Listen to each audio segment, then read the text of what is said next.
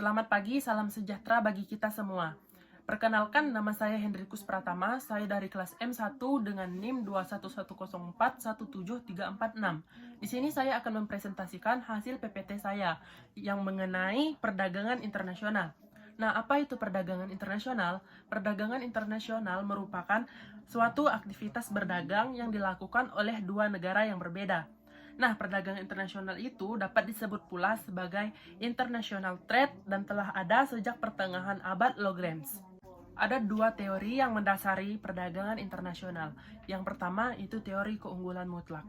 Nah, apa itu teori keunggulan mutlak? Dijelaskan bahwa perdagangan secara internasional akan memberikan keuntungan pada suatu negara. Dengan syarat, negara yang melakukan produksi menetapkan harga yang lebih rendah dan dibandingkan dengan harga yang telah ditetapkan di negara lain.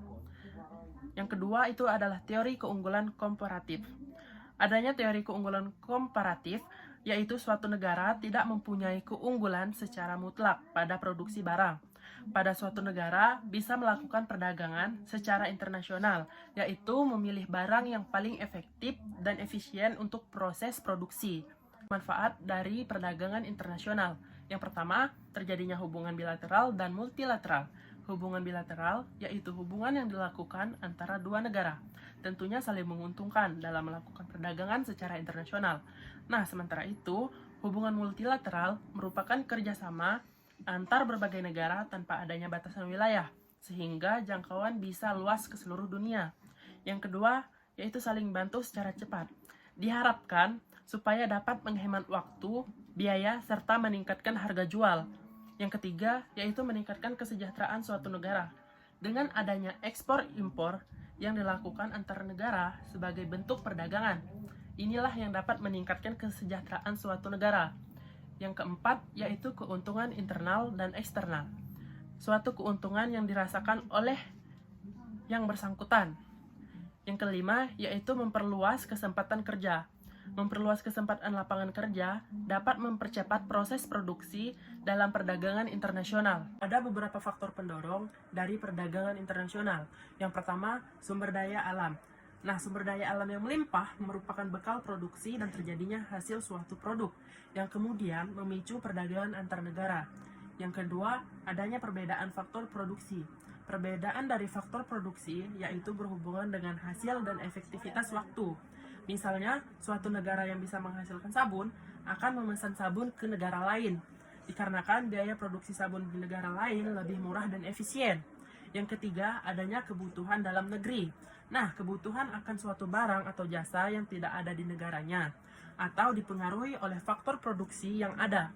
Maka suatu negara yang memesan ke negara lain, sehingga terjadinya perdagangan antara negara secara lebih luas. Yang keempat, yaitu siklus ekonomi dan perluasan jaringan. Dengan adanya perdagangan secara internasional, tentu terjadinya siklus ekonomi, yaitu ada penjual dan ada juga yang pembeli. Kemudian kedua belah pihak mendapatkan keuntungan dari perdagangan yang dia lakukan.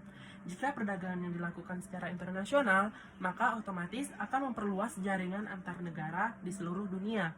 Yang kelima, yaitu keinginan saling bekerja sama. Hal ini yang dapat dipicu dari keinginan antar negara untuk saling bekerja sama. Kerjasama ini pula dilakukan guna mensejahterakan masyarakat secara umum dan negara pada khususnya.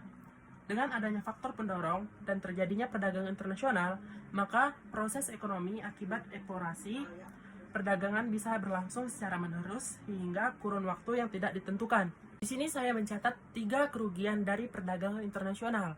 Yang pertama, yaitu persaingan industri yang tidak sehat, membuat usaha yang bermodal kecil akan gulung tikar. Nah, yang kedua, yaitu barang impor dengan barang kualitas tinggi dan murah memunculkan perilaku konsumen. Yang ketiga, yaitu untuk memenuhi kebutuhan pasar dunia, maka akan ada eksploitasi sumber daya alam. Ada 4 contoh perdagangan internasional. Yang pertama adalah perdagangan internasional ekspor. Ekspor dapat dilakukan oleh perusahaan swasta maupun perusahaan mikro. Salah satu contoh yaitu ekspor sumber daya alam. Yang kedua, perdagangan internasional impor. Negara membeli suatu barang maupun jasa dari negara lain. Itulah yang dinamakan perdagangan internasional impor. Nah, yang ketiga yaitu perdagangan internasional barter.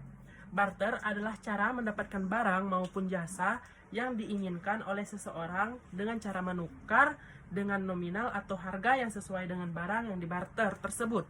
Yang keempat, adanya perdagangan internasional konsumsi, merupakan kegiatan yang dilakukan dengan cara menitipkan barang yang dijual ke pasar bebas. Hambatan perdagangan internasional terdapat 6 aspek. Yang pertama, adanya perbedaan mata uang antara negara pengekspor dengan pengimpor. Adanya perbedaan mata uang antara negara satu dengan negara lain, seperti rupiah dengan dolar Amerika, dapat mengurangi kelancaran dalam pembayaran perdagangan internasional. Karena selain nilainya yang berbeda, juga tidak setiap orang Amerika mau dibayar dengan rupiah. Begitu juga sebaliknya. Yang kedua, adanya kebijakan impor yang dilakukan suatu negara.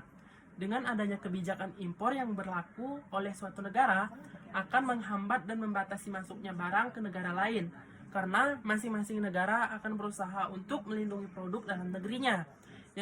Yang ketiga, perbedaan bahasa antara negara pengekspor dengan pengimpor.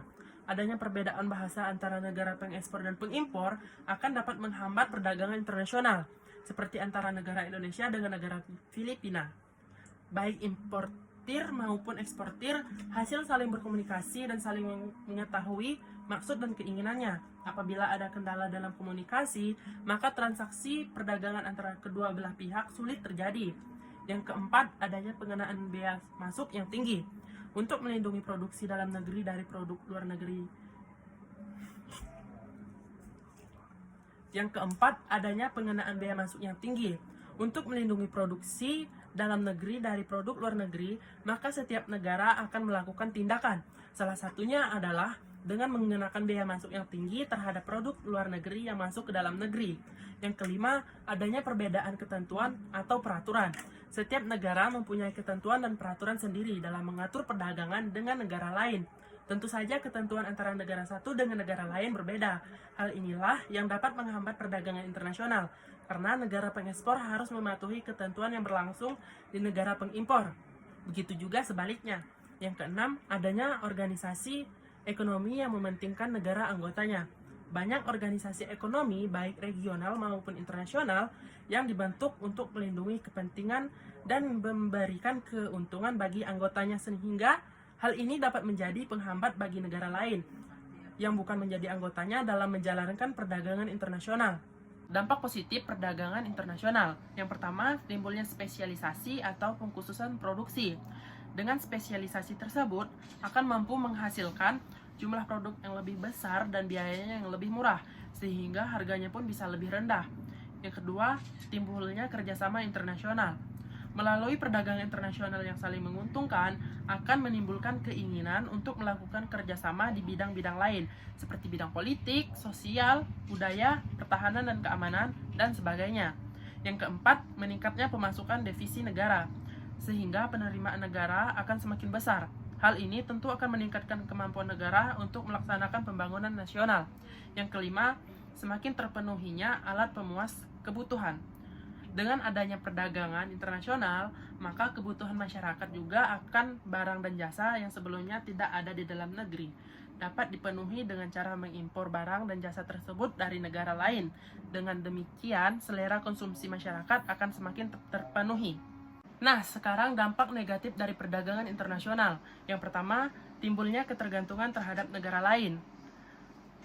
Apalagi jika barang dan jasa yang dibutuhkan bangsa kita itu memang tidak bisa diproduksi di dalam negeri, maka ketergantungan terhadap luar negeri akan semakin tinggi. Akibatnya, pemenuhan kebutuhan akan barang atau jasa tersebut menjadi sangat labil, terutama jika negara pemasok menghentikan pasokannya. Yang kedua, kemungkinan munculnya penjajahan ekonomi oleh negara lain. Apabila produk dalam negeri kita tidak mampu mengimbangi produk barang-barang impor atau dari luar negeri, maka produk kita akan tersisih dan pasaran dalam negeri akan dikuasai oleh produk barang-barang impor. Timbulnya eksploitasi sumber daya alam dan sumber daya manusia.